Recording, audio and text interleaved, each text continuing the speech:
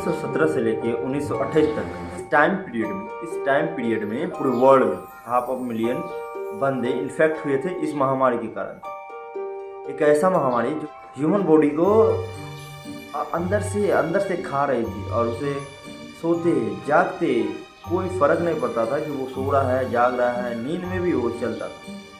उस टाइम की बात करता हूँ, तो उस टाइम पे इस बीमारी को भगवान के श्राप के तौर पे देखा जाता था। Hey guys, welcome back to the channel. तो आज हम 90s की एक ऐसी बीमारी के बारे में जानने करने वाले हैं जो कि अभी काफ़ी नॉर्मल है। अभी तो काफ़ी नॉर्मल है, लेकिन उस टाइम पे इसको भगवान का श्राप के तौर पे देखा जाता था। ये जो बीमारी है, ये बीमारी स्टार्ट हुआ था यूरोप से, धीरे धीरे अमेरिका, उसके बाद इंडिया में भी कई केसेस पाए गए।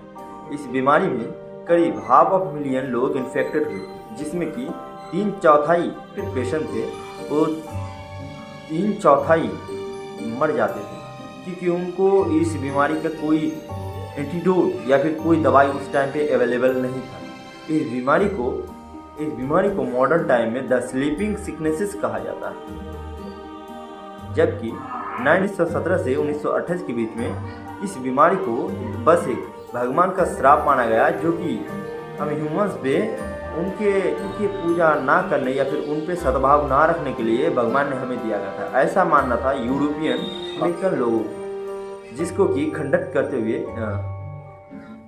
इस बीमारी को पहले यूरोप में देखा गया और धीरे धीरे ये बीमारी अमेरिका होते हुए इंडिया में भी पाया गया। इससे पूरा वर्ल्ड इन्फेक्टेड हुआ। इस बीमारी का मेन लक्षण यही था कि जब कोई सोता था उसके बाद उसे होश नहीं रहता था कि वो कितने दिन बाद होता है। कई तो दिन, हफ्ते, कई तो महीनों बाद उठते थे और उनको पता चलता था कि उनका जो ब्रेन है वो सही तरह से फंक्शन कर रहा है, लेकिन उनका जो पैर, पूरा शरीर है वो उस तरह से काम नहीं कर पा रहा है जिस तरह से ब्रेन उसे ऑर्डर दे रहा है, उस तरह से काम नहीं करता था। और उन्हें फेल होता था कि उनकी बॉडी को किसी फ्रिज में जमा के रखा हुआ है और उनका माइंड ही सिर्फ काम कर रहा है। पता चला कि जब इस बीमारी को यूरोप में सबसे पहले देखे जाने का दावा करने के बाद भी उससे 10 साल पहले चाइना में इस बीमारी से 12 साल की लड़की इन्फेक्टेड हुई थी और वो 4 हफ्ते हॉस्पिटल में गुजारने के बाद रिकवर होकर अपने घर गई।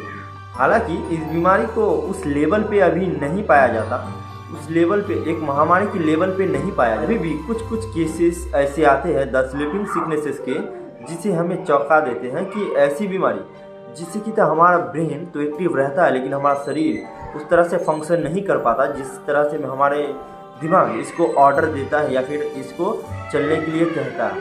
कि 2004 में एक साथ 20 केसेस देखे गए थे द स्लीपिंग सिकनेसेस के, जो कि काफ़ी चिंताजनक है, क्योंकि अभी के टाइम पे 100 में से हज़ारों केस में से बस एक ही द स्लीपिंग सिकनेसेस होते हैं, बाद बाकी अलग अलग बीमारियां भी होती हैं। उस टाइम पे इस बीमारी को लेके कहा यह जाता था कि ये बीमारी सिर्फ बीमारी नहीं है, हमारे ऊपर भगवान का दिया हुआ श्राप है।